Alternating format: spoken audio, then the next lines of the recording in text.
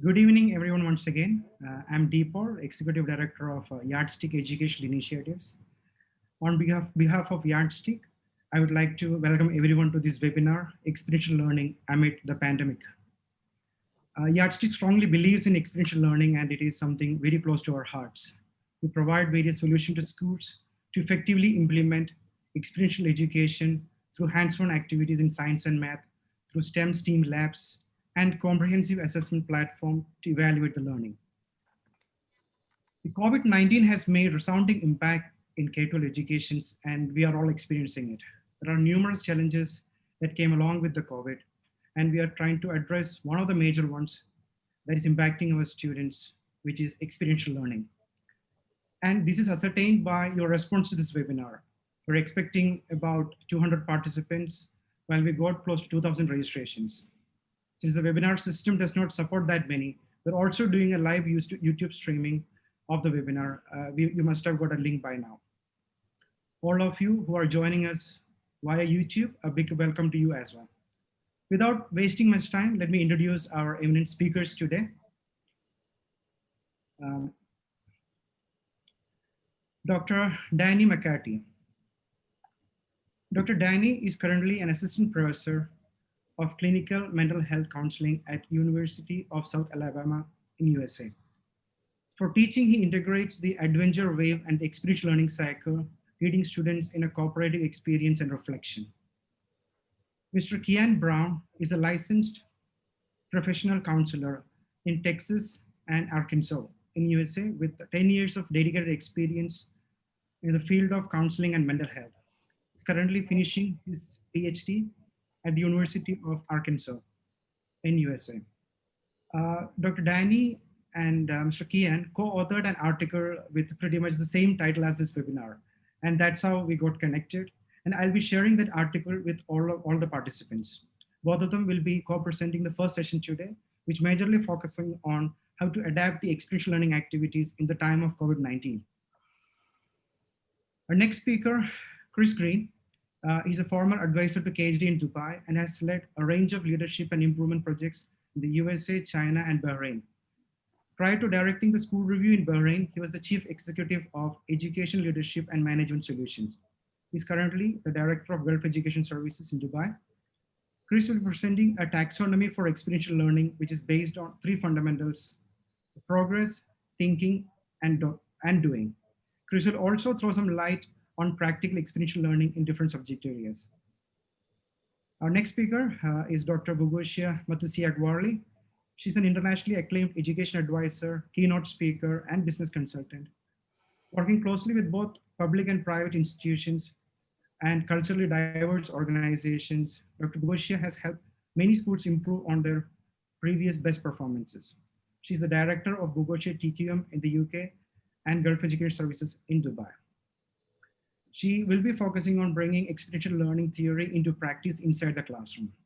Both Chris and Bogusia has been long associated with the Yardstick, has been mentoring us in creating quality resources for experiential education. I thank all the speakers for your time and your sharing your valuable expertise and research in this webinar. And I welcome you all once again to this webinar. And I hand over to Dr. Danny and Mr. Kian to take it over from here for the first session. Thank you.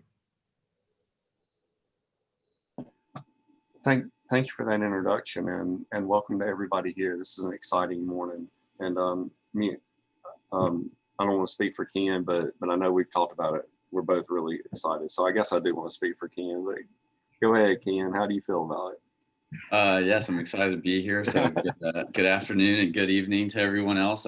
It's 8 a.m. here in Central America, or Central US time zone. So trying to orient my brain to adjusting to the time zone, but we're excited to be here and to be interacting internationally with everyone. Yeah, and so with I used to live in Arkansas with Ken. We went to the same school for a short amount of time, and we had been on some adventures together. you remember his profile, he's big into adventure therapy, and that's something that I love also. And so right now, I believe Ken has a little fun thing for us to do right now. Yeah, so one of the things that I've really incorporated in the start of doing online or virtual learning is something that we call an unofficial start. So I see that the participants are continuing to enter into the program. If I was able to, it doesn't look like I'm having the ability to, but if you're able to see the panelists and we can do a gallery view, you would be able to search and see all the participants in the room. And I would encourage you to find a picture of an ocean. So the purpose of the unofficial start is to get everyone acquainted, coming in and getting prepared for the meeting space. And this can be done through a variety of means. So one would be having an image or something to find on the screen. The second thing would be having a prompt in the chat to encourage the chat use. I see everyone is using the chat currently, but that just gets everybody prepared and focused for this virtual space. So the unofficial start is something that I've began to incorporate in all of my meetings, especially with meeting with students. That way they're transitioning from their outside world into our virtual world. But it doesn't look like I'm able to do the gallery view or show you that. So without you seeing my background and everything else I have been going on. So, but something that you might want to look into is the unofficial start. And there's videos from Plamio and We As Me and some other resources online and on YouTube that can explain the unofficial start. Right. And so, but then one of the things that we do is sequencing, but we're going to talk about sequencing later. Ken, what has been your favorite adventure that you've been on in Arkansas? Yeah, so in Arkansas, we're considered the natural state. It's a very outdoor oriented community. And so with the pandemic, that a lot of that engagement has been discouraged, but now we're able to get outside. And so for me, getting out and hiking, and as you saw in my profile picture, there's an image of a waterfall, and that's one of my favorite hikes and places to go in Northwest Arkansas. What I'm going to be doing now is if everyone can attend to the chat, I'm pasting a link in there. It says www.menti.com. So as you're joining us, if you wouldn't mind clicking on that link and responding to the prompt that's in that link. And as Danny and I continue to introduce ourselves and kind of talk about our backgrounds and about adventure therapy and the experiential learning cycle and how we've incorporated that, we will move on and look at the results of this response. Right, and so you just click on that link, and it'll be a word cloud. So one of the things that I realized whenever I was learning and whenever I was trying to help other people learn is that there's only so long that some of us can sit in one space and not move and take in more and more information. And so one of the things I like to incorporate is small breaks in lectures. And so with adventure, you could do something that connects people, that encourages people to open up, or that just energizes people and gets them moving.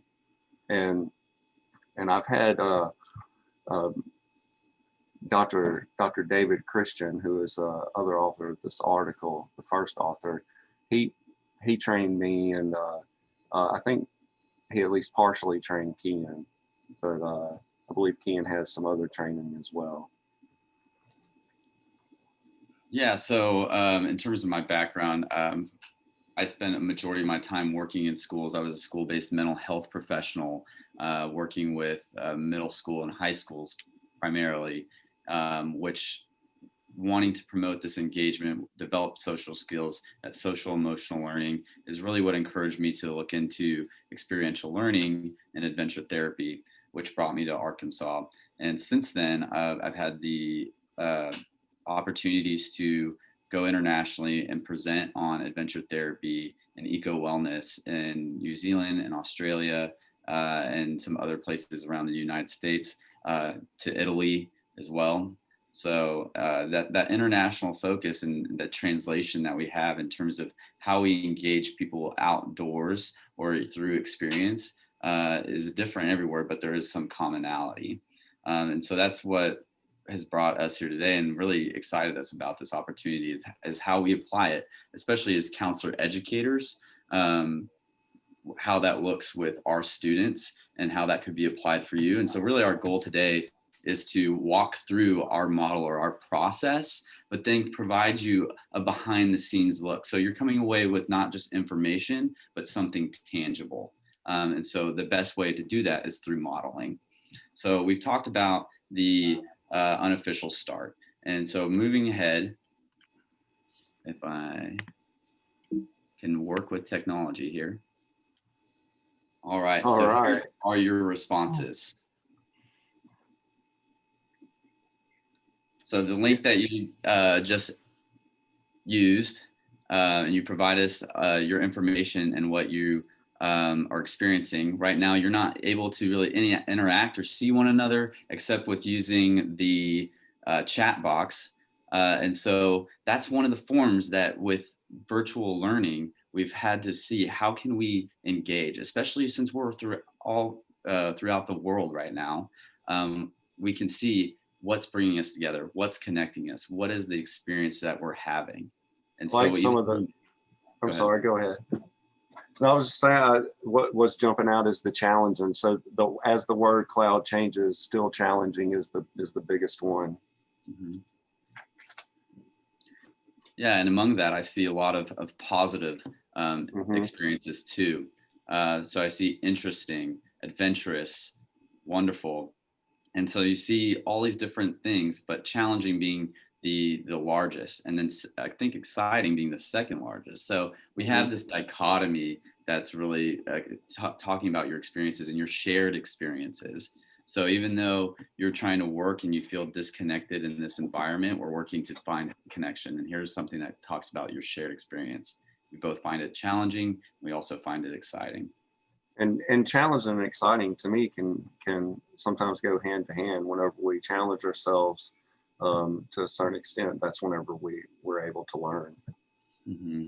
Yeah, Danny, that really reminds me of something that we talk about in adventure therapy is comfort zones. And that relates to levels of risk. And so if we think about comfort zones, we have this place of where we want to be comfortable. We want to be familiar with ourselves and the environment.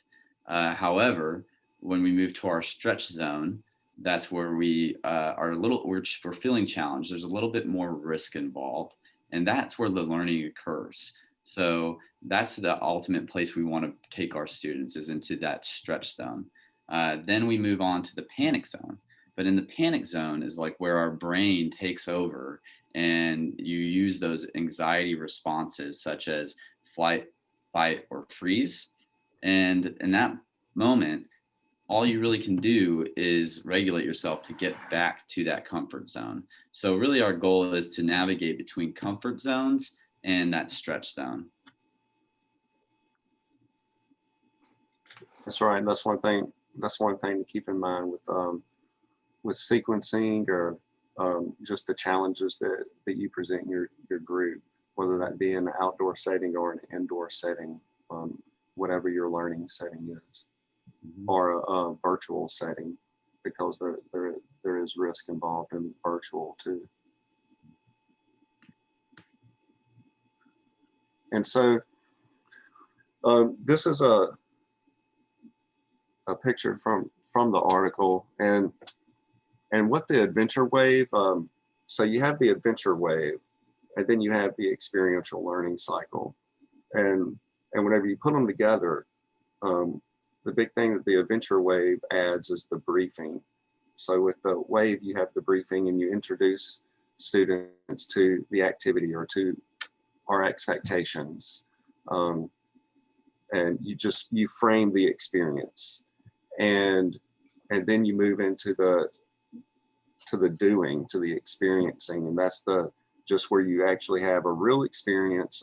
It might be role plays, any kind of activities, or just listen to the lecture. It could be so many things, right? And so in the adventure wave, whenever you come down, you have the debriefing, but whenever you put them together, the experiential learning cycle really gets into the debrief and shows us a more detailed way to go about that. Yeah, it provides a nice guide. So in our article, which we have the link there at the bottom, and I believe Paul said he was sharing that with y'all. If you haven't accessed that already, it walks through in a way that we would use this with our typical courses with counselor education students. However, we use this in a variety of settings with a variety of populations. It really translates well. So, and the way that I would talk about this is sometimes when we talk about briefing, some folks would refer to this as front loading. And then we get to go into the action phase. So you prepare your students for the action, and then they take that experience or engage in the experience, and then you process that with them, which is the debriefing or the processing. And so that experiential learning cycle really plays into that second part and allows you to guide the process to explore with your students what their experience was and what are they going to take away from it. Right, and that's where the real learning happens in the application. Mm-hmm. So earlier when Danny and I are talking about risk, that's happening in this action phase or the doing phase. So one form of that we look at before we engage our students is using this assessment, which we call the GRABS assessment. And this is an ongoing assessment that you can use throughout the program, throughout your teaching, but also to bring it in at the very beginning. So this ongoing assessment starts off like, what are our goals? So this is what we were talking about whenever we were making this our part of the webinar, was what are our goals specifically for this. And so this doesn't necessarily have to be your goal for everything that you do with students. Mm-hmm. Right? I mean, this is actually our notes, right? Yeah. For our goal. Right. So going back to us modeling for you, this is a walkthrough of how we prepared for today. So thinking about the virtual world and what's going on with our pandemic and the messages that we're hearing to disconnect, to not engage, we're discouraging engagement, we're discouraging connection because we don't want to be in contact. And so we're having to use new platforms. And so for today, our goal is, how do we promote engagement? How do we promote community and connection and creativity? One of the things that Danny and I use, especially within my classroom, is something I call a full value contract. And that's essentially group norms. That's setting the expectations for your students and for yourself. And one of those contracts is to be setting goals. So setting goals for the group and setting goals for the individuals. And Kian, don't you think that the circles of comfort that we discussed earlier helps in setting goals?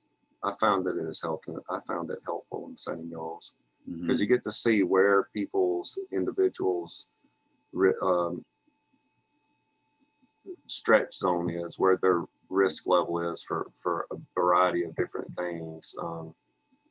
And so, like, how do I personally stay in the stretch zone, or, like in between the panic and the comfort zone, and how do I help the group stay in that zone? And so that could also go here. Mm-hmm. And that's where using the grabs model can really help. Is a lot of students will try to challenge themselves beyond their ability or under challenge themselves so they can remain in that familiar state. And so using the grabs model, you're able to check in with students. And so what is their readiness? How prepared are they for engaging in the activity? And at what level are they engaging in the activity? And so that's where the grabs model really helps. One thing that I try to do with my check-ins is to assess the room. And so I'll ask students, how are we doing today? Or how are you taking this information? Are we about here, which is, I'm neutral. I'm kind of just existing in this moment and taking in the information? Or am I feeling a little overwhelmed? Am I having difficulty focusing? Or am I feeling great? Are things going really well for me right now that I'm able to focus and comprehend and take in the information? And so I'll do this little activity because I can visually see my students and get feedback from them of where they're currently at. And then I can check in and see, okay, if you're here or here, what do you need? What can we do with the group to enhance the experience to get you to that stretch zone? Or is it something that's outside of this environment? And speaking of readiness, Ken, I see in this chat, I'm not sure if people are having trouble hearing us. So I just wanted to check in on that. Somebody has said the audio is not clear. And so I was wondering if I can get a confirmation on whether or not people could hear us. Mm-hmm. Okay, all clear. Okay, I just wanted to make sure. Mixed results. Okay.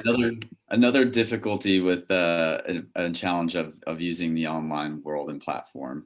So, and which follows into this grab model. Right, and so another thing that we want to assess is the affect, which is just how's the group feeling, or are they feeling bored, or are they excited? Maybe they're kind of resistant of going any deeper into the activity or into the learning process, and so that's and that'll change as the lesson goes on, as the day goes on. That changes. So I think that highlights the fluid nature of this grabs, of this assessment. So we do it at first before we start, but also we have to keep it in mind throughout the whole day. Mm-hmm. Yeah, this is a looking in for their emotional response, and that really comes in with that readiness. So when I'm checking in with my students, how are they presenting emotionally, and then how does that affect maybe their behavior? And so, are they being cooperative? Are they being excited? Are they being distracted? And you'll see that in this virtual world, it's easy to become distracted. So how do we keep this engagement? How do we check in with the behavior? So there is that fluidity that Dr. McCarty has mentioned with the grabs model. How are they interacting with one another? Are you promoting engagement? So are you using the chat features? Since we're in this disengaged world and we're trying to promote engagement, use the resources that you have available to you. And with this virtual, there's a lot of technology out there. You see that we brought in the word cloud. We have the chat feature. You have polls. So how can you keep the students engaged with one another and with you and with the technology?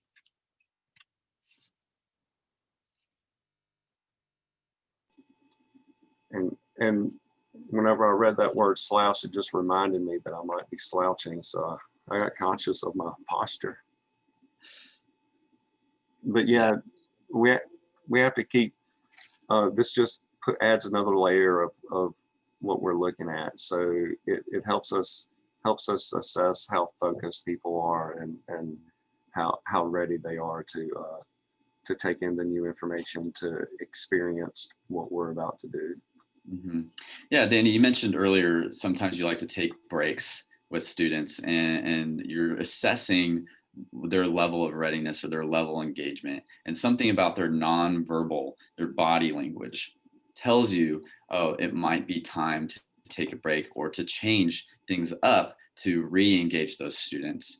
And so oftentimes it's like, how can we get you moving? Because we're in this small little bubble. So how can we get you moving? How can we bring you back to focus?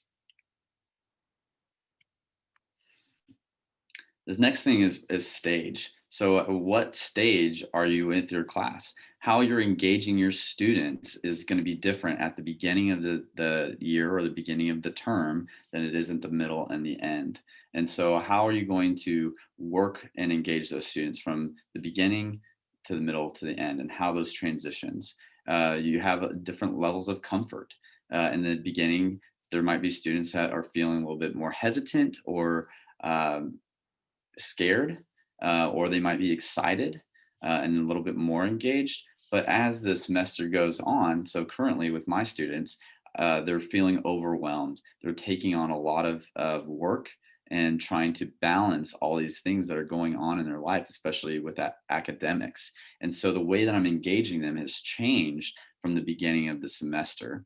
And so really checking in with those students and using this model and understanding at what stage of development are we at with our class.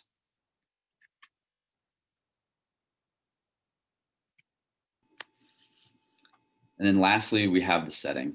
So understanding the use of our setting. You've heard us talk about being in this virtual world and having this screen in front of us and having to interact with technology, and how do you engage with technology and still engage with the instructor and each other.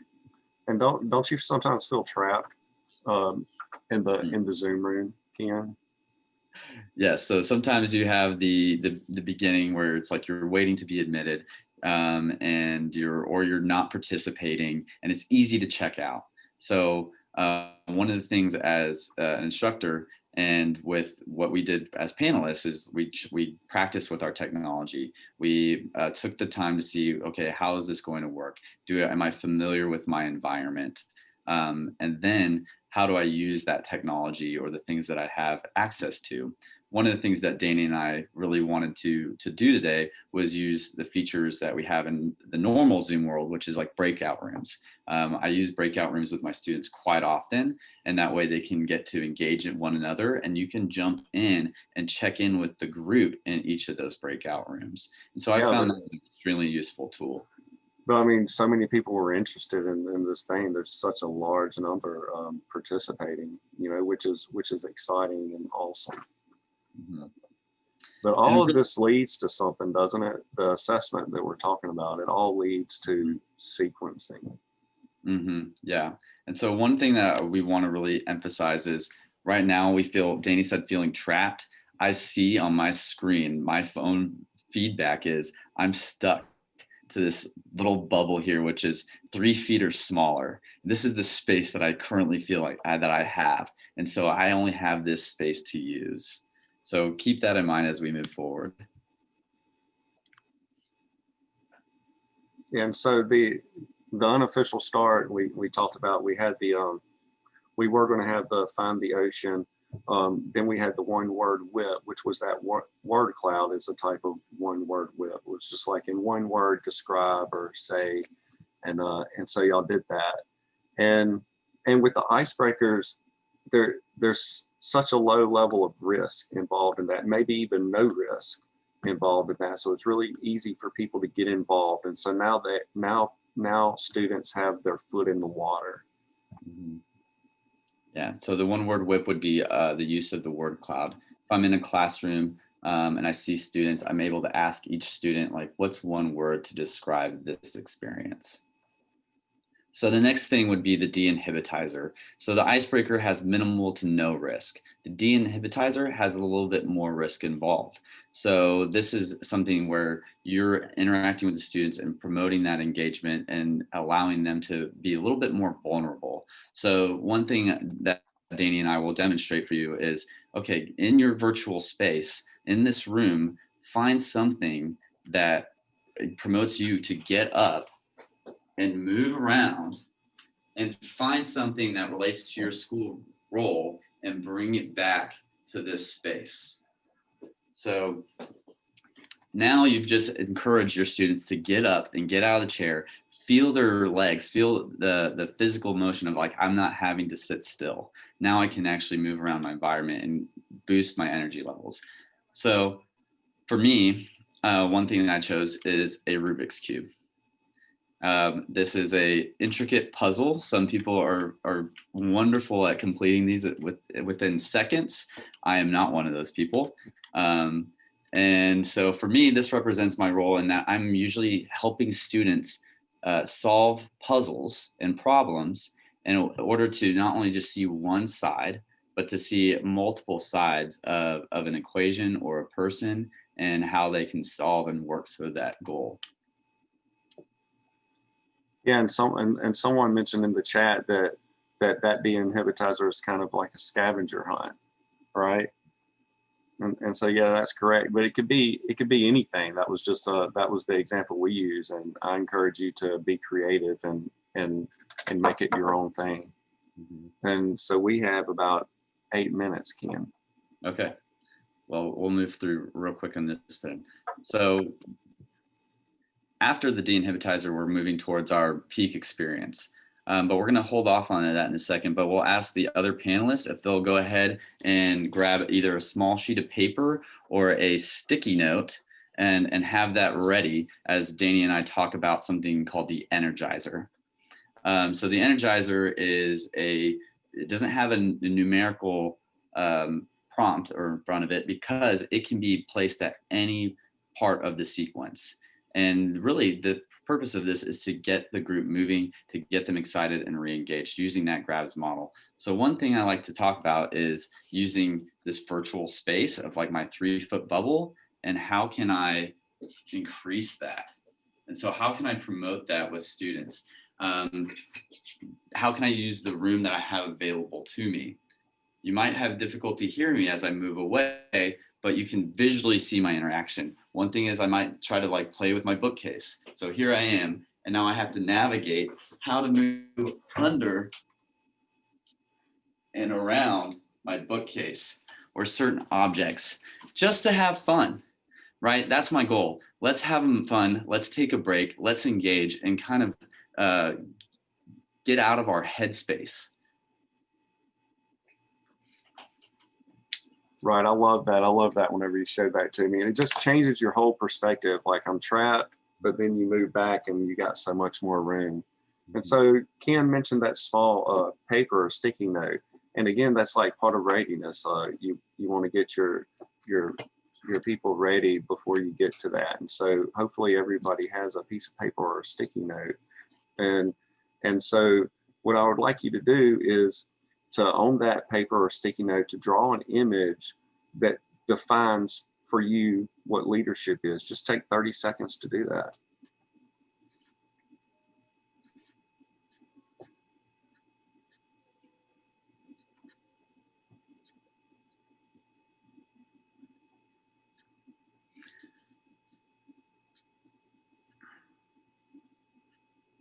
You'll find out very quickly that I'm not an artist.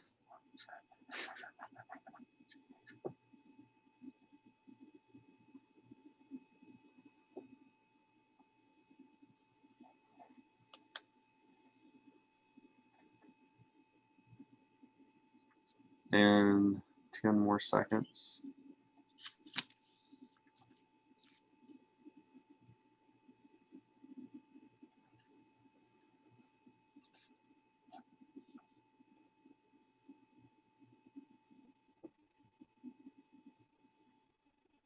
Okay, so let's go with what we got.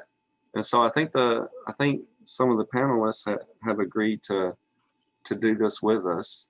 And so would any of you like to show the group the picture that you drew?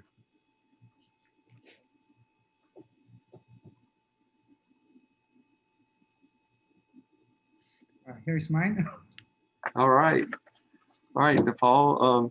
So tell me about that picture. Right. To me, leadership is being along with the team, moving together, being at the same level, and working together. So that's what hands with hands on.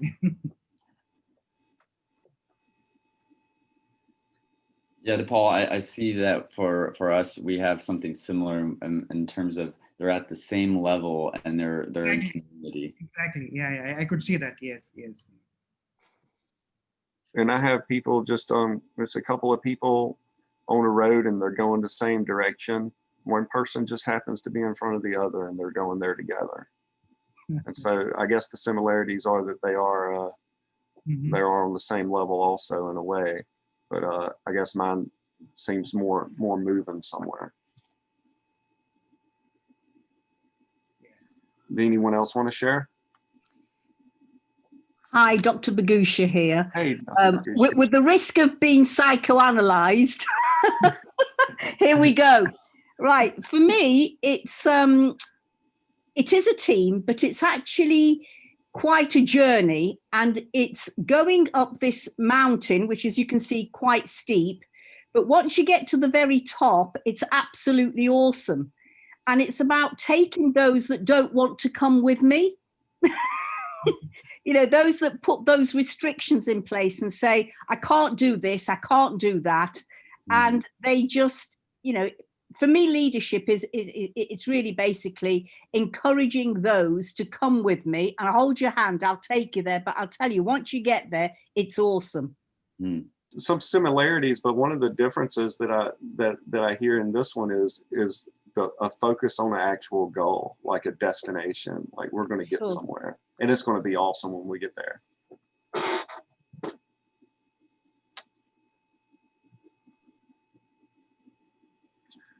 So, okay, I see Ken. Just for time's sake, I'm going to just walk through it with this. How about we do that? So as a group, we want to process reflecting on those descriptive experiences or descriptive information. So thinking back to the images that we saw and what was shared, what did you notice? What did you observe? We mentioned some of this already, some similarities. So Dr. Bogusia, am I saying that correctly? Yes, that's great. Thank you. Yeah. You had a peak. You had this peak and there's a mountain, but then I noticed there was also a sun at the top, this shining feature. And then with Danny, you had a line, you had this momentum moving forward. And then for DePaul, I noticed and I reflected this, that everyone was at a equal height and they were holding hands. So this is just the descriptive information, just the facts. What did you observe? Now we want to take it to generalizing. So with those facts, what were some things that you're taking away from this? What did you notice? Danny reflected that between Dr. Bogusia and himself, there was this theme of a journey. There's this aspect of leading and taking someone along with you. And I noticed in Danny's, they weren't holding hands like in DePaul's. And so for Danny, similar to Dr. Bogusia, it's like maybe there's some resistance and that you're trying to bring this student or this other individual with you on this journey. Whereas with DePaul and I, our similarities were that we were in this community. And so how does that define our different perceptions of leadership? And now what am I going to take away from that? And so this is where the transferring or the new application occurs. Right. So now that we've processed that and we okay, this is what happened, this is what we observed. What does it mean? We talk about what it means, the similarities and differences. So now the question is, now what? Or okay, so now what am I going to do? How am I going to apply this? Now that I know that leadership is this way, or that I view leadership this way, or that students learn this way, how am I going to go about doing my work and applying this new knowledge from this experience? Yeah, so essentially, how is this informing your role in the classroom or in your school? And if you did this activity with your students, what will they do differently as students now that they have this new acquired perceptions? So knowing And that different forms or definitions of leadership, what am I taking away from this that I'm going to do differently? Am I going to merge these concepts and these ideas? I did not perceive initially the same experience as Dr. McCarty and Dr. Bogusia. But now I'm thinking, yes, that's new knowledge. So how do I work on bringing students in on this journey?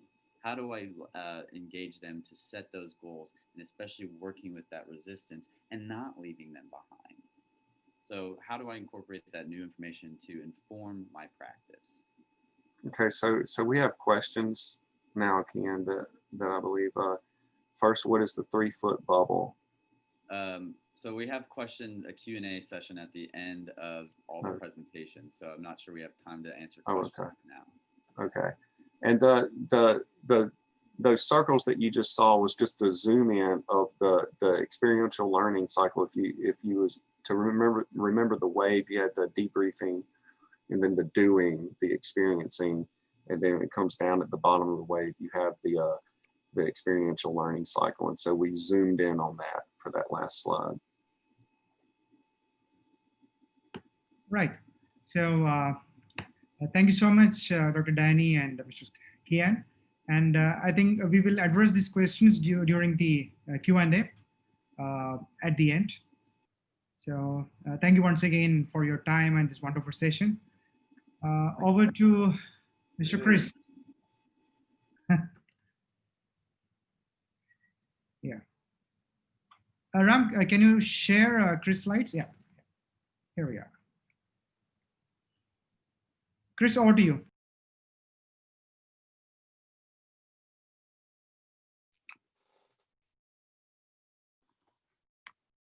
Chris, you are mute.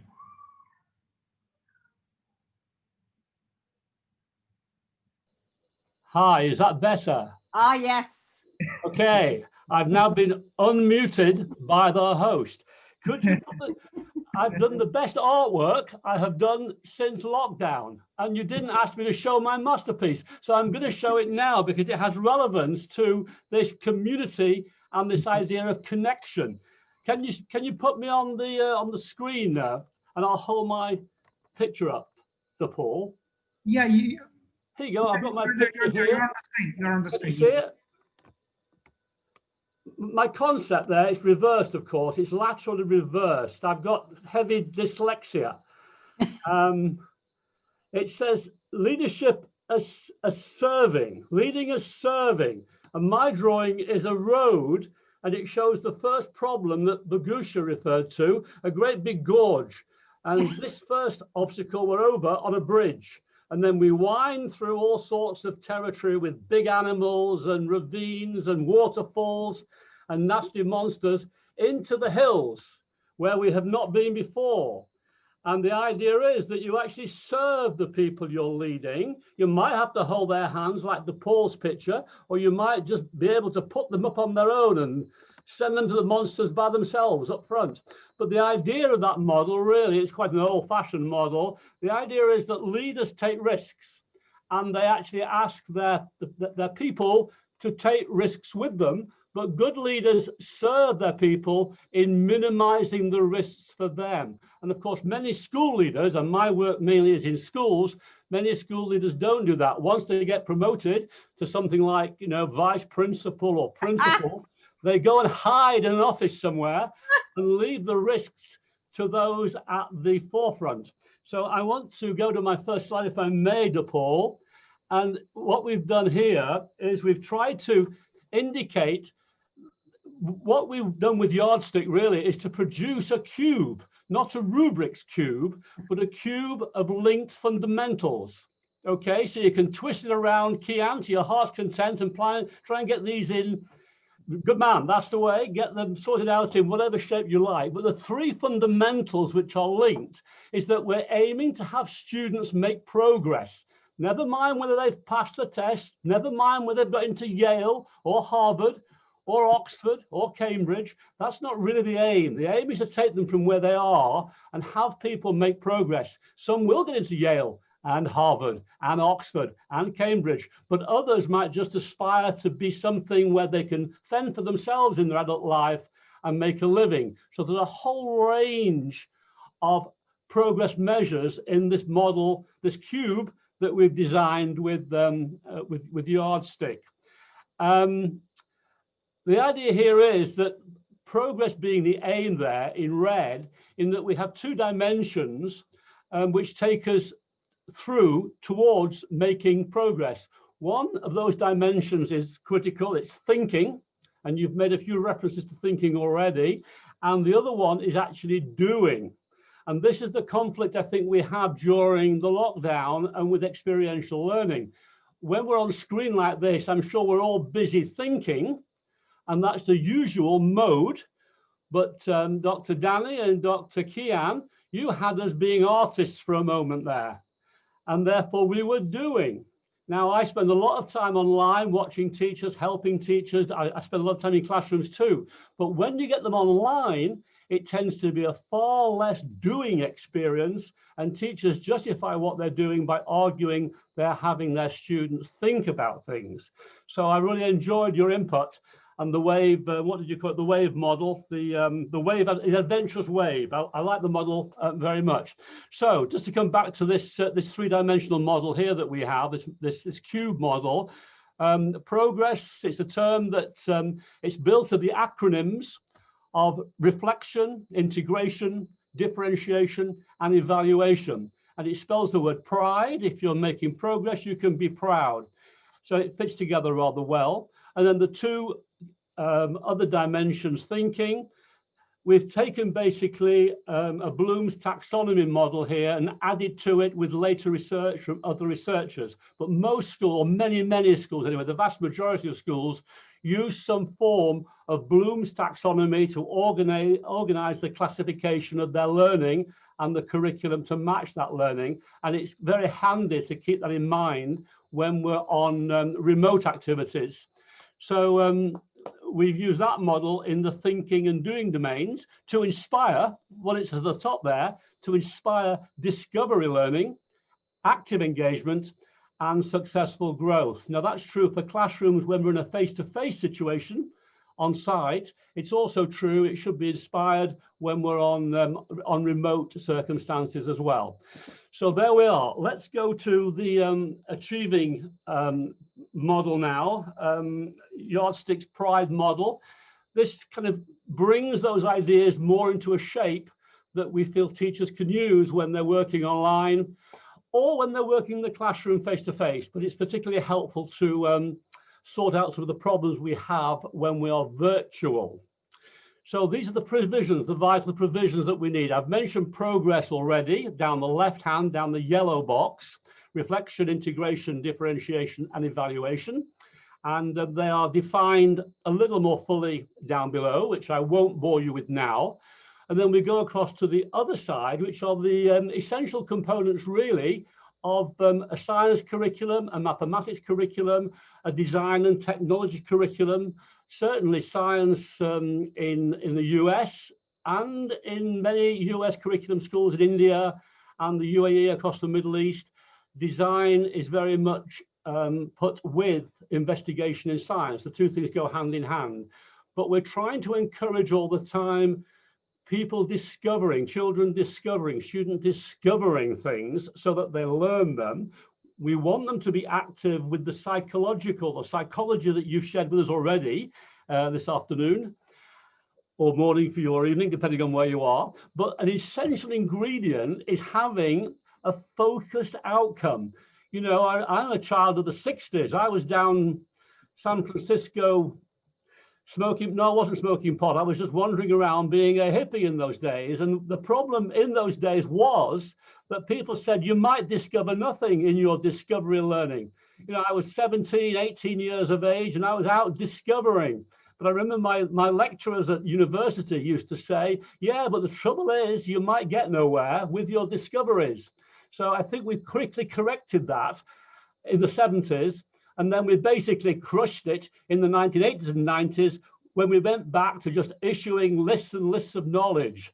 but that's another story. Won't go there. But I think we do believe, all of us, all educators believe that there should be some activity, there should be some discovery, but it needs to have some kind of focus to its outcome. It's not just a liberal, hippie free-for-all. There's more to it than that.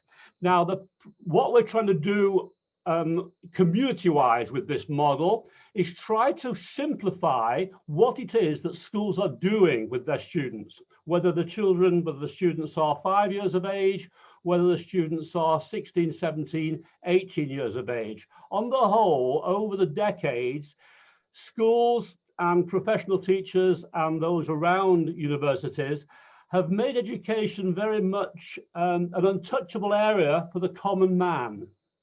You know, you send your children to school to be educated and you feed them at home with food and play.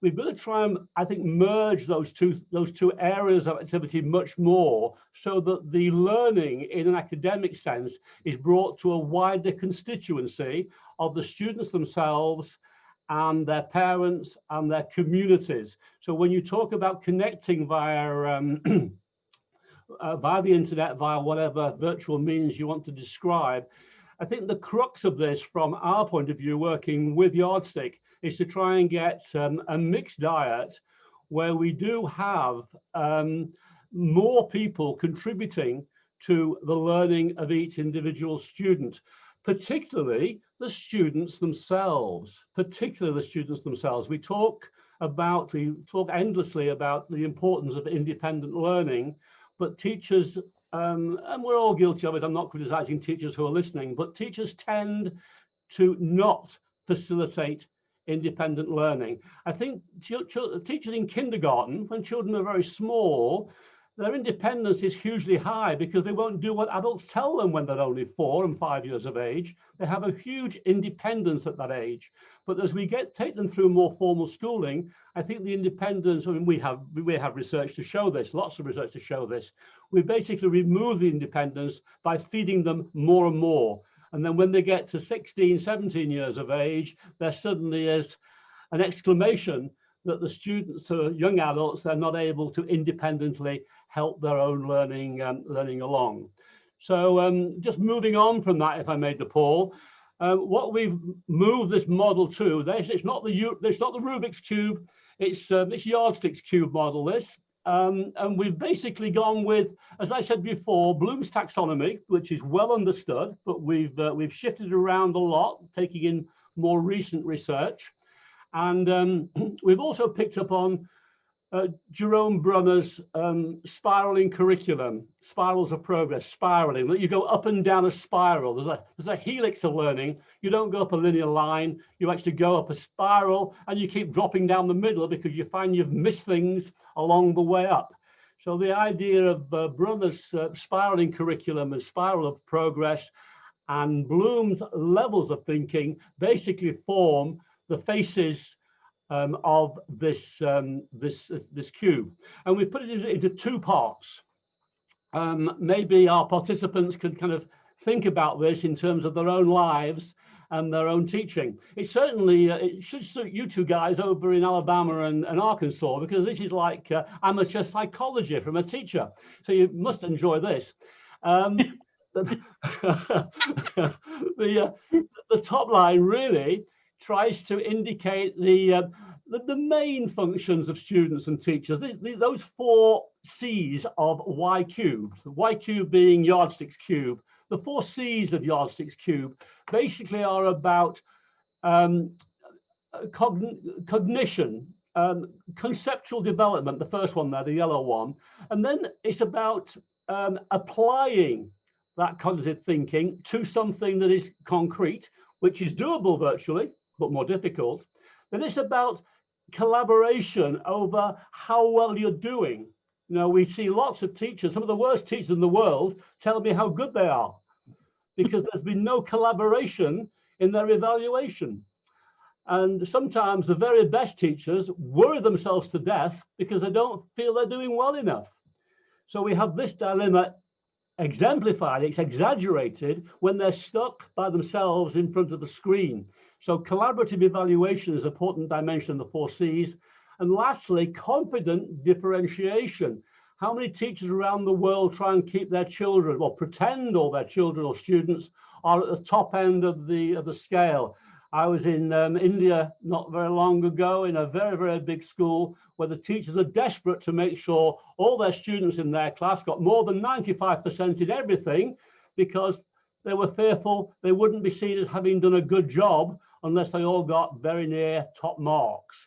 Now that shows a lack of confidence in the fact that we are all very different, and therefore our performances will be very different, and therefore the work and the resources that we use for our work have to be differentiated to suit our individual needs.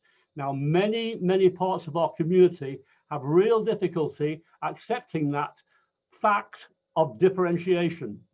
You know, we nearly all can pass a driving test, but that's a fairly basic physical skill. When you're talking about being a brain surgeon, or being a plumber, or being an electrician, or being a painter and decorator, or being a shopkeeper, you're talking about very, very different skills, which some people absolutely do very, very well, and other people cannot do. I would love to be a brain surgeon, but I am confidently sure that my knowledge of my own differentiated skills will not allow me to do that. I have difficulty drawing you a quick picture, never mind operating on somebody's brain. Now that needs to be got across to the communities who are helping children. So it's not about people keeping up.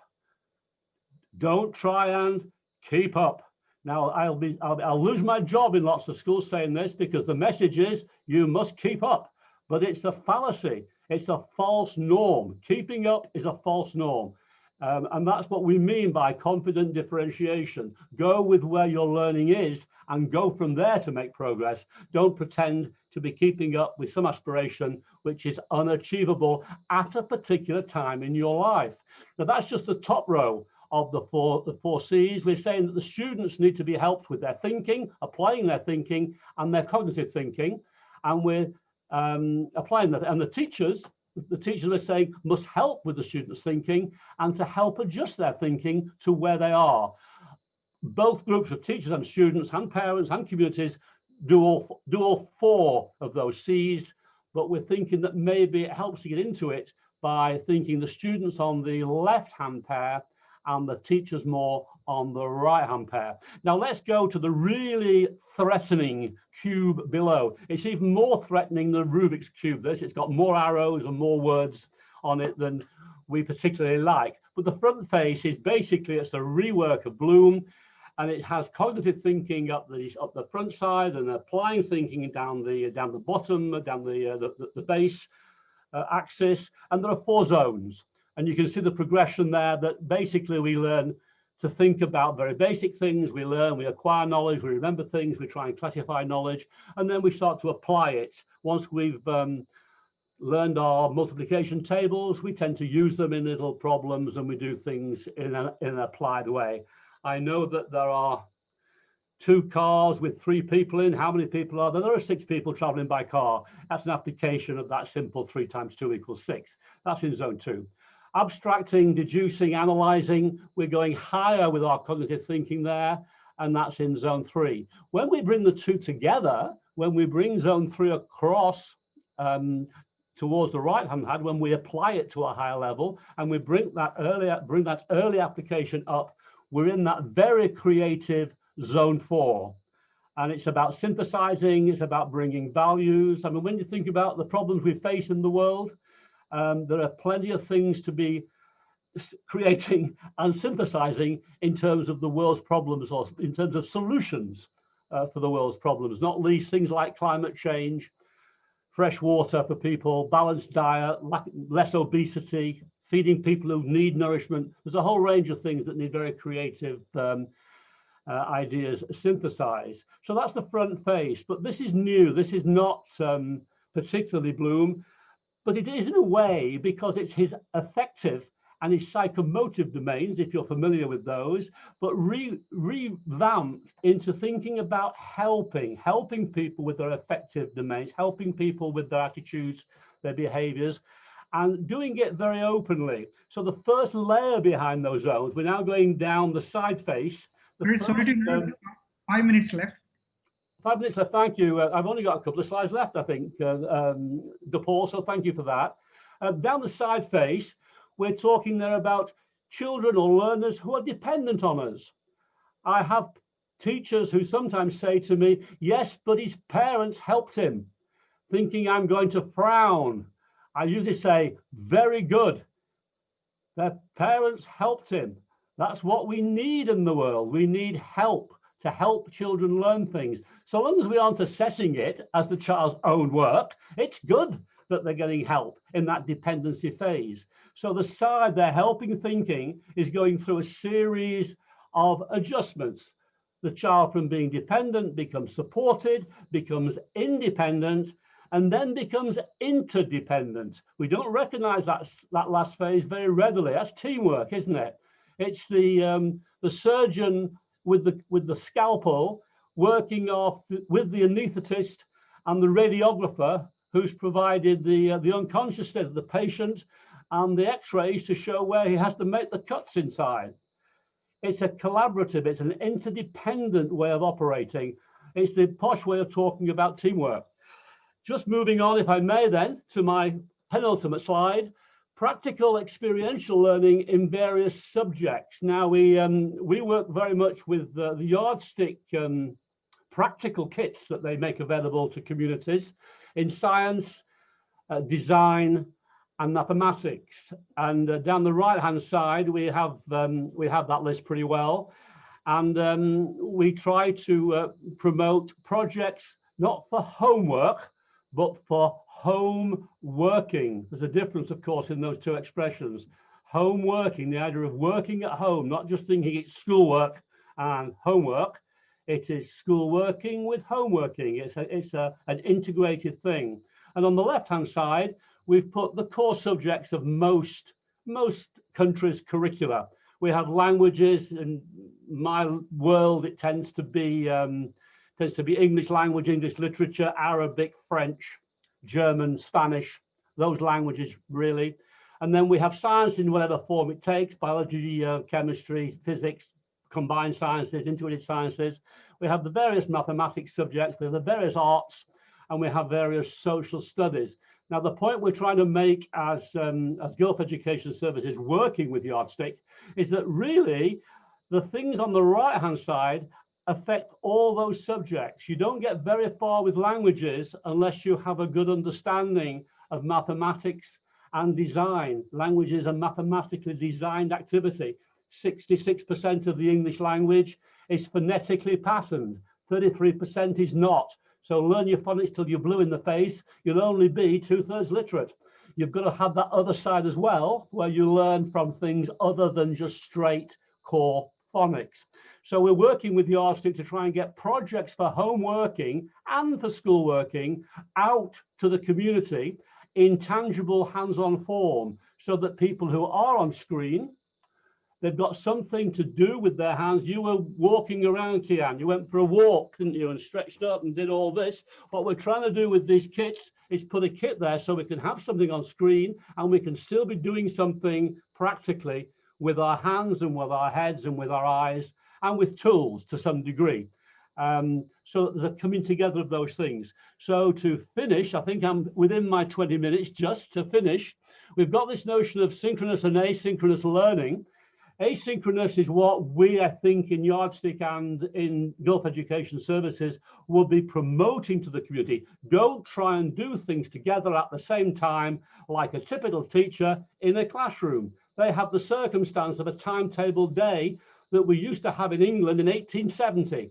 You know, we're 150 years further on, and we still have a timetable day with bells and hooters changing the activity every 40 minutes. We couldn't be more off the pace in schools, so we don't really want synchronous activity. We want asynchronous activity where students can adjust and go with their own way. Now, that doesn't mean to say we can't have a lesson together or a screen activity together. We can, but there has to be an acceptance that people will do different things with the things that they've got in front of them, and the thinking processes will be different as they go at their own pace at what it is they're learning. So we can have virtual. It's not virtual versus practical. It's virtual with practical hands-on. okay? It's not versus. People have got it into a conflicting idea. It's not a conflicting idea. They're complementary. We've got to worry about equal opportunities for all. Many people will not have screen access. Many students do not have screen access. So we've got to have good mailing systems, good delivery systems to get work to them. In England, we've hardly done any online lessons. Nearly all the stuff that's been virtual during lockdown in England has been delivered resources for work at home. That may have come through an email or online that way, but quite often it's delivered by parcel, comes to the post, comes to the mail. So it's trying to think of many ways of getting equal opportunity for all if we believe in education for all. And we need to try and keep some continuity in the learning, irrespective of the mode.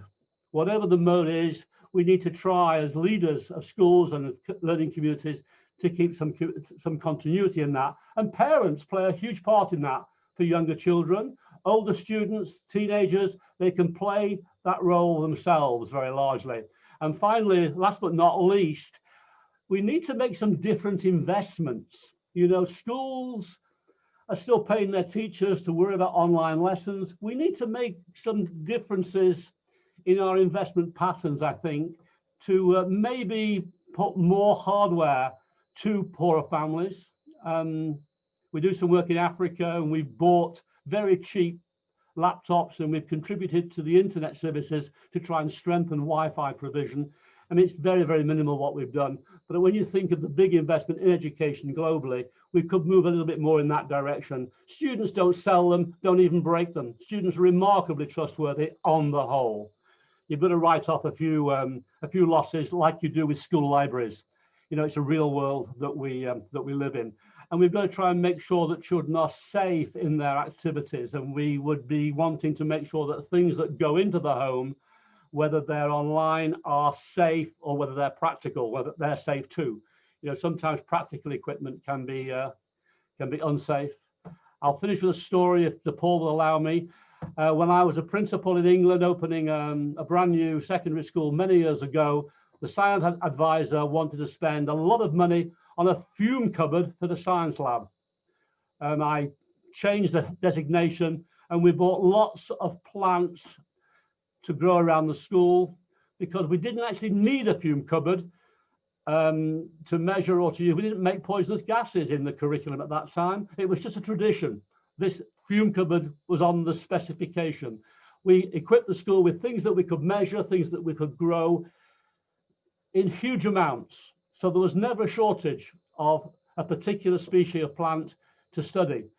Much better science than the fume cupboard at less cost. So we need to invest, I think, in different patterns in our schooling system. So if there are people out in the participatory audience who are in charge of strategic investment, I would appeal to them to think about those directions. You've been very charming with your body language. I've been no slouching. You've been sitting up nice and straight, and your body language has been very encouraging across the team, I can see. So thank you for that. And thank you to Paul. I can't see you. You've got into the door.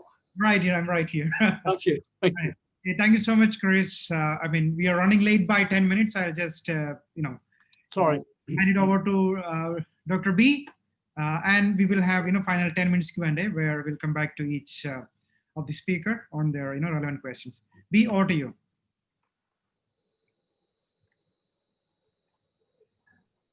Hi, can you hear me? Yeah, okay. Yes. Right, thank you everyone. I feel quite overwhelmed, having listened to my colleagues speak before me, and I keep thinking to myself, I've got to get one better now, and I don't think I can. So very, very well done, everyone. I just want to bring a few things together about my experiences recently with helping teachers in experiential learning, particularly linked to online learning.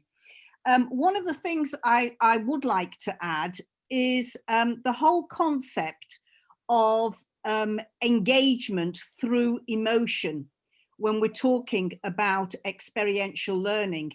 Kian, the bit that you showed in your presentation at the beginning about how we're taking aspects of learning to this generalization, I suddenly thought, what is it? What is it for me that resonates to where I want to take this to the transferable learning? And it was actually to do with, number one, what am I interested in? And number two, where's my emotional engagement with all of this? So I really would like to stress to, to all of you teachers out there, experiential learning is not you're giving the kids something to get on with. It is the way that you develop their emotional engagement with the learning. And it's something that I'll come on to in a bit. Can we just go to the next slide, please? Thank you. So how is learning different amid the pandemic? Well, I take my hat off to all of the teachers. Teachers, I think you're absolutely wonderful, because it takes me probably 3 to 4 hours to prepare 1 hour of online learning. So the preparation that goes in is absolutely phenomenal. And, it's absolutely brilliant what you've done so far. But some of the issues that the students have is too much exposure to screen. So I love the way that Kian, sort of like did his tricks from going far and zooming back and zooming forth. I'm definitely going to try that later on. I won't try it now, probably fall off my chair. But there we go. So, it was really, really interesting. There are challenges in practical experience, because you can't be there all the time as a teacher in your normal classroom, just looking as to where it is that you think that the children might just trip up. There's also the whole concept of cumulative learning gaps, this whole concept of cumulative disfluency, whereby in a classroom, it's easier to identify than it is online. But then that brings up the whole concept of how very, very important our assessments are. Now, Chris mentioned about, packs being sent home, which has worked very, very well in England. Not so well in the Middle East, because I do know that in Dubai, the concept of cross-contamination, you're not allowed to send any paperwork to anybody. So that has limited things. So most of the learning has actually been online. But for me, I think underpinning all of this is the limited relationships that you can have with your groups of students. You're not constantly reading the body language the way you are in a class. You're not looking for the subtext of what has actually not been said rather than what has been said. So I do think that there's something around looking as to how do we develop those relationships with our students, which are the key to well-being, right? You can't be anywhere without that relationship. So I think it's very, very important that that is something that that we look at. Next slide, please. Thank you. Okay, why is experiential learning more important than ever? Well, first and foremost, it makes learning relatable to students. So students can build on what they already know, and they're provided with opportunities to make connections between new concepts and existing concepts. And I really have to flag up now about, teachers using Rosenshine's principles, in the classroom in terms of revisiting what has been learned, because it's very, very easy to, set up a series of lessons. And you mentioned earlier on, all three of you, about the importance of sequencing. And it's no different in, planning work. Sequencing is absolutely crucial so that students can, hook on to something that they've previously learned. Experiential learning obviously increases engagement by encouraging collaboration and scaffolding between learners with the innovative ways that you're using breakout rooms, questioning, etc. Experiential learning is very, very important because it increases the effectiveness of learning. And as we said before, the students engage in critical thinking, acquire problem-solving skills, and engage in decision-making. But linked with that, there absolutely has to be teacher mediation. Now, I just make a very brief, I know, we're not plugging yardstick products here, but just based on my experience as a principal in Dubai, I know what happened with these experiential learning kits. So the gentleman from Yardstick would come to school, they would train the teachers, and the next thing you'd know is that the teachers would give the children the kits, but they wouldn't mediate with with those kits. It was like, right, here you are, have a go. This is experiential learning, find out what you can. But that relationship with the students, that mediation of knowledge, the asking of the questions is absolutely crucial in experiential learning. It's not just, right, here it is, have a go, off you go, that's it. So I think it's very, very important that we really do look at that whole concept of scaffolding. Experiential learning obviously assists in memory retention by building strong relationships between feelings and thinking processes. Please, please, please do not forget the affective domain in learning, where you can introduce music, where you can introduce imagery. Please do so in your teaching, because this is actually something that the students will hang on to and develop their learning further. And also, I've been working with schools recently about ensuring that the school's values and the moral education and the personal and social education is actually built into mathematics lessons, to science lessons, so that students can engage with that, well, almost spiritual side of learning. And because it's not just transmission of skills and knowledge, it is about engaging emotionally with the learning. Linking theory into practice is very, very much about that bit of finding out, right? I've modeled for you, I've scaffolded for you, now you have a go, and let's see how much of the teaching process you will remember in your application. And last and not least, as to why experiential learning is very important, is that it leads to the development of lifelong learning skills. I mean, I don't know about you, but I've just met too many people who are not willing to learn anything new because they've got their PhD, they've got their degrees, they've got their teaching certificate, and they've arrived. And that's it, there's nothing else to learn. Whereas with experiential learning, I think it just gives us the opportunity to reflect, to conceptualize, and to think hard, because thinking never stops. Next slide, please.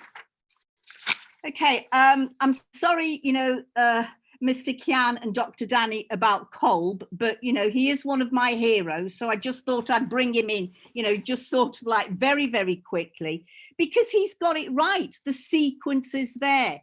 You start with the concrete, you go into the reflective, you abstract, and you apply.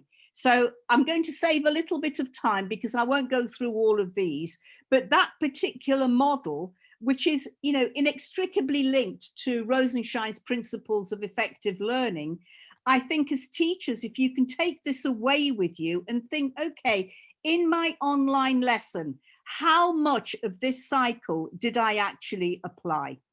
Can we move on to the next one? Because I'm very conscious that I've only got a few minutes. Right. I just want to focus very, very quickly and thoroughly on something called sustained shared thinking. And sustained shared thinking is that dialogue that goes on between the teacher and the students. It starts off, obviously, with modeling. You're showing the students, the new learning, you're showing them, what it is, what the knowledge and the skills are. But actually, it's that conversation that the two of you have. When I say the two of you have, I'm talking about probably the 30 of them that are on screen with you. This is very much about giving the students the language of thinking, right? It's taking time to understand their perspective. So, it's all very well talking about Bloom's taxonomy, all very well talking about solo taxonomy. But the bottom line is there has to be that dialogue between teacher and student. It's not just about asking the questions, it's about asking the questions, mediating, and then thinking, well, what is this student actually telling me in the answers that they're giving me? And it really is modeling thinking by demonstrating thought processes out loud. And, you know, a lot of you might think, well, we haven't got the time to do this. Listen, this will really, really save time in order to help you with assessing. Because when students give you their thought processes, you as teachers are extremely clear as to where that sticking point is, as to where it is that they're not actually making sense of what it is that you've taught them. So I think this has got as much credibility, if not more, than a pen and paper test. Because you must, you know, I mean, we do over assess and we assess the wrong things. So I actually do think that talking to students and actually seeing what their thought processes are is a far better way of assessing what the learning is rather than pen and paper test. I know I've missed a bit of these things out, but you know, you can all read, so you know, you can look at this later on. Right, so could we have the next slide, please? Okay, so just some practical tips that you can, you know, use online when it comes to the lessons that you're delivering. Tune in, okay? Sometimes as teachers, and I've done it myself, so I'm not, you know, I'm not knocking any of you, I've done this myself. I'm so in love with what I've got to say that I actually forget, you know, how my audience is receiving me, you know, so do tune in and listen carefully in terms of the reactions of your students. Show a genuine interest. And I think sometimes online it is quite difficult because, you know, if you keep nodding all the time, they'll think you're some of these nodding dogs that you put on the, you know, in the back of the car, and it's just yes, yes, yes. But this is important. You know, contact the students, call them by their first names, affirm them, smile, etc., etc. And this is all about maintaining that relationship, which is the fundamental element to, you know, to all learning. It's also about respecting students' own decisions and inviting them to, you know, to elaborate by saying things like, oh, it's interesting you said this, but I really, really want to find out more of what you think. And I know you're all going to say to me, but we've only got 40 minutes or we've only got 45 minutes. Well, it's like what I used to say to the parents in, you know, in my Indian school in Dubai. Yes, you know, we can finish the portion. I can get to the end of the book, but, you know, will your children actually learn anything? Because I think it's so important to stop, think and reflect and really, really listen to what it is that our students are telling us. Next slide, please. Okay, so just some practical tips, you know, recap when you're online, offer your own experience, right? Offer your own experience, like Chris reminded me of the 60s. Thank you for that, Chris. It's not a date I wish to remember, but you know, thanks very much for that. You know, clarifying ideas, making suggestions, reminding, offering an alternative viewpoint, you know, saying to your class, right, this half of the class, this will be your viewpoint, the other half, alternative viewpoint. Right, let's see what you can tell us in relation to how you speculate, reciprocate, ask open-ended questions, and above all, and this is something that we don't do well enough in our lessons, above all, model the thinking. Model the thinking, especially for our second language learners or our disadvantaged students who might have a language deficit. By your modeling and asking them to repeat, they will make leaps and bounds in relation to, you know, understanding the learning. Okay, one more slide then, just the last one. And I think I've done a, you know, a really speedy job here. But, you know, instead of saying to a student, no, or that's wrong, or whatever have you, here are just a few suggestions. I don't know, what do you think? And as teachers, we're not always very good at saying, I don't know, because we're supposed to be the fonts of all wisdom. But, just saying to a student, what do you think? And honoring their opinion is very, very important. That's an interesting idea. I remember one teacher, I actually saw her teach many, many years ago. And the child got it completely wrong. The answer was completely wrong. Now, if that were me, I'd have been straight away, I'd have been saying, no, that's not quite right. And what this teacher did, it was like an absolute symphony. All she said was, do you know what? That's a really interesting idea. Let me put it on a post-it. Let me pin it on the board and let's revisit it at the end of the lesson. And let's just see whether you still have that idea. That brilliant. It was absolutely brilliant. I like what you've done there, and then, give them the next step. Have you seen what your friend has done? Why do you think they've done that? So you're developing that collaborative learning. And also, I wonder why you had, this whole thing, I wonder, two very, very powerful words in relation to not just online teaching, but also in the classroom. I wonder why you've done that. I wonder why you put that there, because that way, then the students will open up even more. I love this one. I've never thought about that before. It's a wonderful way of honoring, the students' thinking. Okay, I'm going to stop there now because I know that, we've got an awful lot to work through, and I've think I've caught up on some time there for you, DePaul, and I'm sure that there'll be plenty of questions. Can I just take this opportunity to really, really thank the team? I've learned an awful lot from you today. Thanks, DePaul, for organising this, and I'm looking forward to, the audience's questions. Thank you. Okay, thank you, Dr. Bogusia. Yeah, so we have quite a few questions came in here, so we might not be able to address all of them. In fact, we started 10 minutes late, and that's been carried on. Though all the speakers stuck to their time, we were just late by 10 minutes because of starting late. So, all right, so this is from Ms. Deepthi Thapar.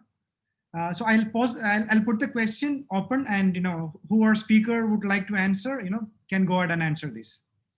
So, Ms. Deepthi Thapar, can you suggest a few activities for young ones, like younger age, probably early years and primary ones? Probably this question was for Dr. Danny and Kian. You're showing some examples, so something relevant for early years. One of the things I thought about, thinking specifically for the online is charades.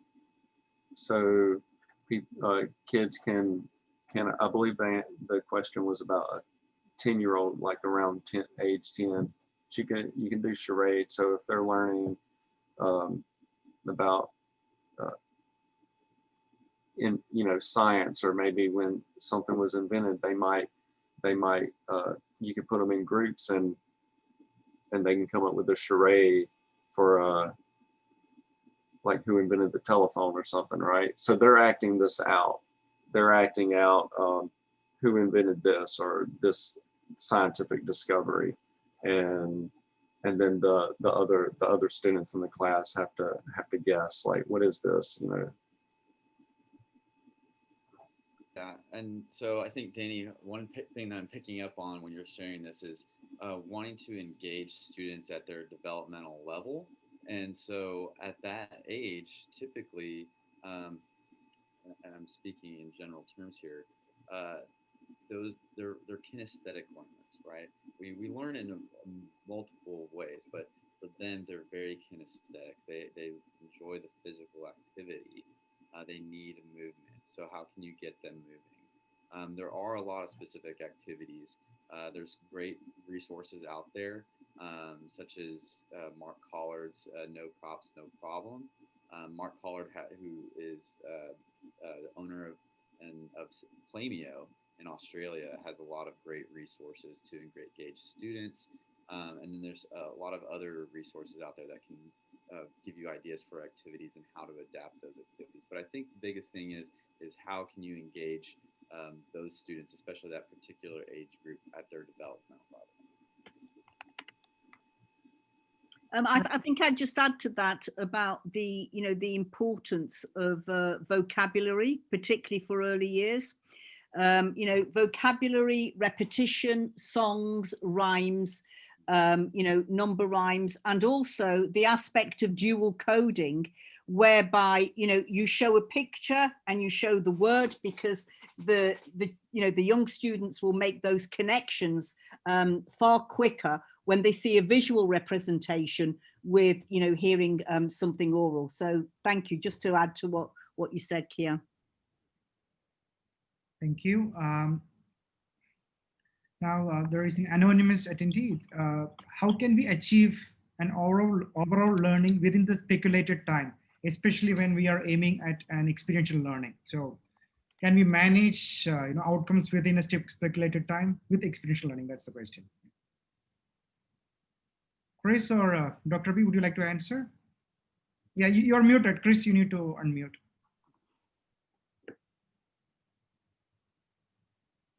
Sure. Okay, I'm with you again.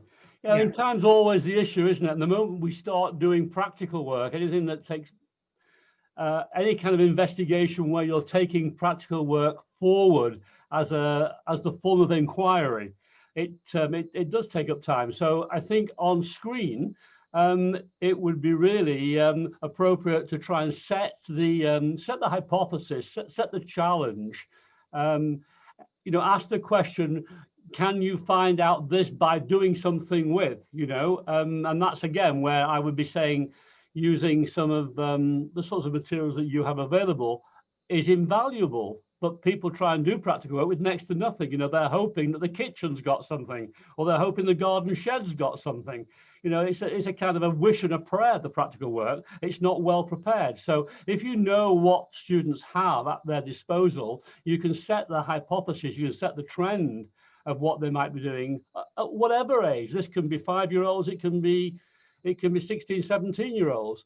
But the open-endedness means that they can make what they will of the equipment they've got, and the equipment that you're providing should have that differentiated facility. It should give success at a low level, but also give the opportunity to challenge and take it to a high level. I'm just thinking of the things that we've shared with the teaching profession before, things like the properties of magnets, and the way we go to magnetic levitation for a maglev train in Japan, for example.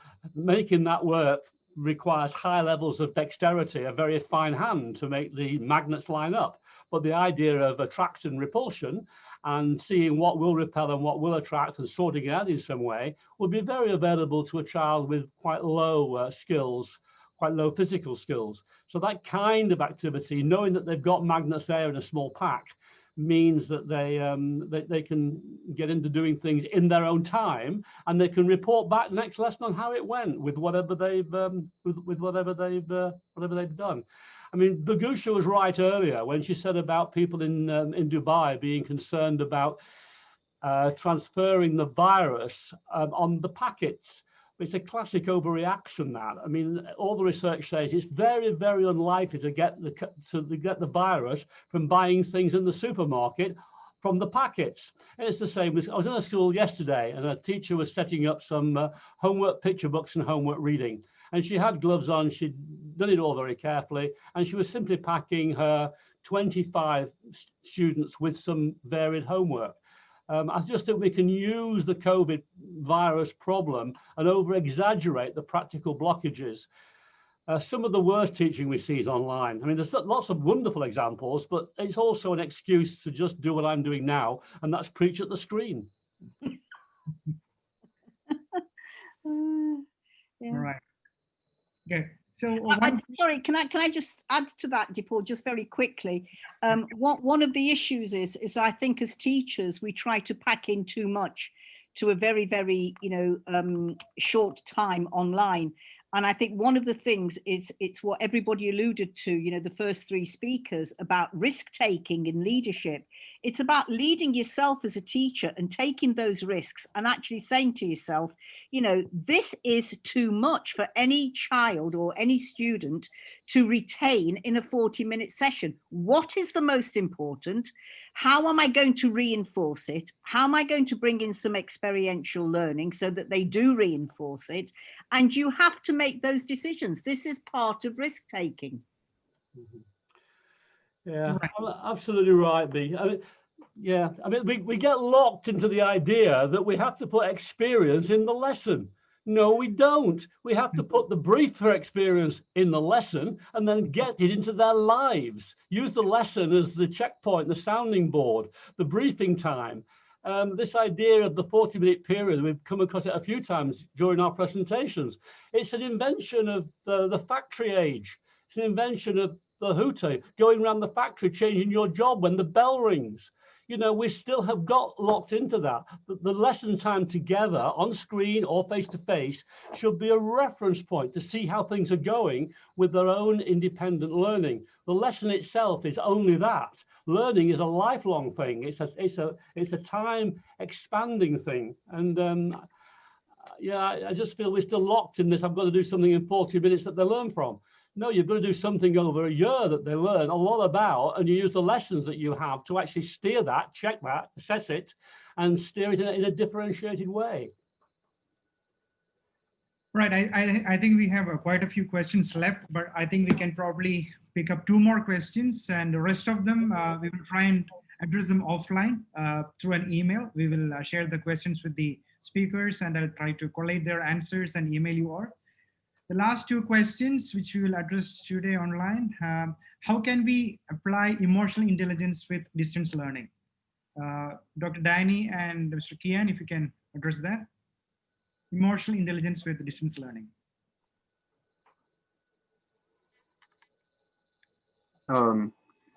Well, to me, I just think whenever I heard Dr. Bogusia speak about how the affect is tied to the learning, and whenever you were talking about that, my eyes lit up. I was like, oh man, that is so great. That's awesome. And I think that it's important to just keep that open line with the students. So we have to be watching and observing the students, not just their behavior, but their facial expressions, the tone of their voice. What are they hesitant in their answers? Maybe they're even sweating. You know, they might say, you get back to the wrist. So now this kid is anxious. The student's anxious.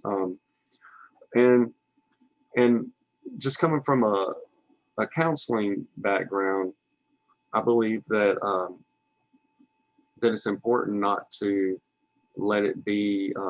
We don't want the students' emotions to be the elephant in the room that nobody talks about, right? And not that it has to be an elephant, but the point is that we don't want to ignore that part of them. So we want to, just like we're learning and we're having that and I love what you said, modeling thinking by demonstrating thought processes out loud. I typed that out because I loved it. So model emotional awareness by demonstrating that process out loud with the students. In the moment. Yeah, Ken? Danny, that resonates with me, and I think all the presenters really hit on this. Is just how are you attending to your students, and really disengaging from your connection and at the screen, because even myself, I find looking at me in the screen, I'm like, how am I looking? Sometimes my hair is just like looking crazy, and I'm like, okay, I'm looking, I gotta fix this, but then I'm being distracted, right? So how do I refocus and attend and engage with my students and do that check-in process? And then what I really resonated with in that last slide from Dr. Bogusia was the way that we verbalize things. if I'm reflecting or saying something as in terms of I think or you think, that's going to bring you to a cognitive level. If you want to engage a student at an emotional level, that's coming from your heart. That's coming from here. So not saying you think or I think or asking a question, but reflecting the feeling of you're feeling this. I see this. And so that attending behavior and moving away from that cognitive space to that emotional space. Share with me what you're feeling right now versus tell me what you're thinking. Yeah, the issue with that is, Kian, is that unfortunately in education, not all of our students have got the language of feeling. And I think it's so very, very important that as educationalists, we actually teach them that, because it's a scary place to be when you can't verbalize the turmoil that, you know, that's an internal process for you that is actually stopping you from engaging cognitively. Yeah. Right. The last question for the day. How do you evaluate an experiential learning lesson or an experiential learning process? How do you effectively evaluate, and how it is different from a regular evaluation? Did you say evaluate then? There's a question, Yeah, how do you you heard it right. evaluate? Yeah. I think most of the world's doing it badly. I think where we have the most active evaluation of online lessons, they tend to be tick boxes, rather like, you know, this is in place, that's in place. It's rather like bean counting. And I think we're nowhere near the level of discussion that we've shared this afternoon or this evening or this morning. It's nowhere near that level. We're talking about real learning here. We're talking about emotional learning. We're talking about communities helping.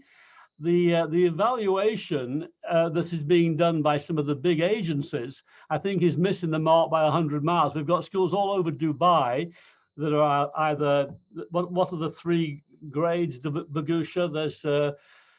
There's doing it well, there's not doing it well, and there's doing it badly, I think. There's three grades anyway, but the criteria from which they're judged are very, very mechanical, bean counting type activity. I do think we ought to have much more reflection by the teachers and the parents and the communities themselves in saying how well their children are getting to grips with the kind of things that we've been sharing.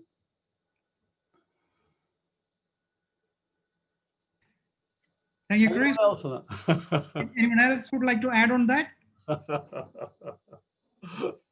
I think one of the things is you know, for me, it's engagement. Are kids or are students engaged with the experiential learning? And, you know, in some cases that is enough, isn't it? The fact that they're engaged, that they're trying to sort things out. And sometimes you cannot put a numerical value on engagement. Yeah. Right. All right. So I think we'll have to wind up now since we've crossed our time. Thank you so much, Dr. Danny.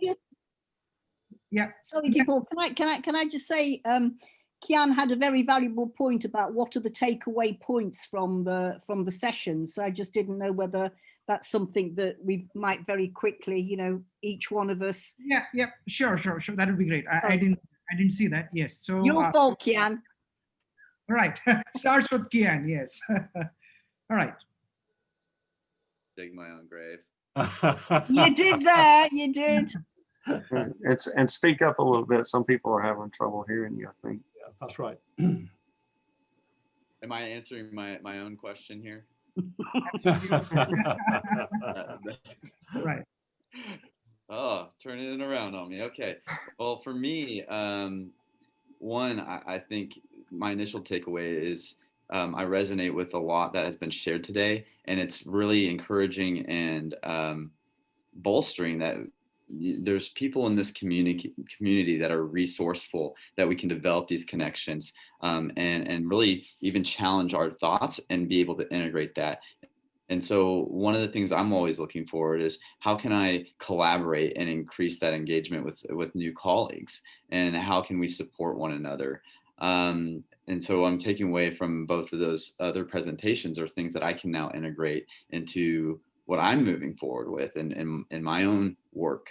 And then something even further is like, okay, I'm thinking, okay, I need to contact Paul to get both of those presentations just so I can revisit and even dive further, because the information we present, as Dr. Bogusia said earlier, is like, you have such a limited time and we don't want to overfill the cup, because once your cup overflow, you can't retain any information. And so this is a lifelong process, and this is just like we're scratching the surface. And so how can I go from here to dive further into the material that a lot of it I was not familiar with, that Mr. Chris Green presented. And so I really want to learn more about that. Whereas with Dr. Bogusia, I'm taking away that verbalization. And I think she even said, with that chart of the words that we use and how powerful that is, I was like, oh, I'm going to take something away from that today and actually use that in my classes, especially the I wonder. I love that. Just that curiosity. Absolutely. Yes. Over to you, Dr. Danny. Would you like to add anything? Yeah, I mean, one of the things I take from it is the effective part that Dr. Bogusia was talking about, and the verbalizing part, and just like Ken said with the questions, and I liked when Chris was talking about it was like it was an expansion of because I've never seen that, but I've seen Bloom's taxonomy, but I've never seen everything that was in there, and some of it was blowing my mind, and I would really like to have the PowerPoints, if that would be okay. Yeah, certainly. I will have it emailed to you. And in fact, to all the participants, I'll be emailing the presentations as well as the article recorded by Dr. Danny and Mr. Kian, and as well as we also try and answer some of these questions. We'll try and get a feedback from the the speakers, the questions which we haven't answered today, and I will have it all emailed to all the participants by next couple of days. Yeah, I mean, my takeaway from all of this is that I've just met some fabulous people, and I'd like to stay in touch, and I'd like to develop the learning further. I think there's an awful lot that, certainly, synchronization in everything that we're doing, and we can learn so much from one another. Chris, the models that you produced with the yardstick are absolutely awesome. We could develop a new framework for inspection from that. Heaven forbid. I don't want this to end without thanking to Paul for inviting me to come on this, and really I just whenever I'm sitting here, I'm looking at all the presenters' faces on this screen, and I'm just thinking, man, I'm sitting in a Zoom room of giants, and I'm honored to be here with y'all. Likewise. Well, it's very good of everybody. I've really enjoyed the afternoon. Thanks to Paul. Thanks to my three colleagues. I've really learned a lot. I just think what comes across to me is the adventure wave, really, in everything that we've said. I mean, you could take everything that's been said and put it somewhere in the bubbles around the adventure wave. I mean, it really is an encompassing model, that, and the thread, the integration of emotional intelligence in what we're doing. I'm talking about community and helping thinking and supporting and differentiating. Bogusia's talking about the modeling of those things and providing the vocabulary and the means to do it. And you guys have got the kind of the psychology model that captures the importance of that. So I'm taking, in a way, the wholeness of the thing into my thinking. Thank you very much, all of you. Thank you. And my takeaway is that, we have so much of experience, research, reflections happening. And, most of the times it goes missing. In fact, I was looking at the chats, which is happening as you all were speaking, and, tremendous amount of inputs. I'm thinking of, putting together a platform, probably, something like education research, particularly for K-12, where we, you all can, the educators can come in and, keep on putting the requests together. We can have more of this webinar on more relevant topics. In fact, this is a starting of a series. The next one is primarily on assessments amid the pandemic. We want to have a special session on that. So what I will try and do it across is I'll try and put together a small platform where probably start with the participants today. We had over 600 participants in YouTube and 500 the limit in in Zoom for us. So we had 1,000 plus. So we'll start with that community, and probably I hope it grows, and probably are able to help each other, because across the world the problems are same, and more minds working together, that's always going to bring, like the cloud computing, more clouds working together definitely brings more more ideas together. So I look forward to putting together a platform very soon, and probably I'll share it with you all, and which can be our platform to work together. So looking forward to that. So thank you once again, everyone, really making a success, and all the participants. It's been really great. I mean, and the response has really been overwhelming. So looking forward to having more of these webinars happening soon. Thank you so much, everyone, once again. Thank you very much. Thank you. Thank you. Bye. Bye bye. Nothing.